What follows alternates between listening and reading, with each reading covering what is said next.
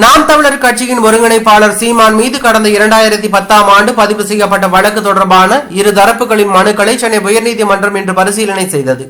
2010ஆம் ஆண்டு சீமான் தமிழ்நாடு மீனவர்கள் மீதான தாக்குதலை கண்டித்து சென்னை மாவட்ட ஆட்சியர் அலுவலகம் முன்பு நடந்த போராட்டத்தில் கலந்து கொண்டு பேசியதற்காக 2018 இந்த வழக்கில் குற்றப்பத்திரிகை தாக்கல் செய்யப்பட்டது. 2021ஆம் ஆண்டு சீமான் இந்த வழக்கை ரத்து செய்ய கோரி சென்னை உயர்நீதிமன்றத்தில் மனு தாக்கல் செய்தார்.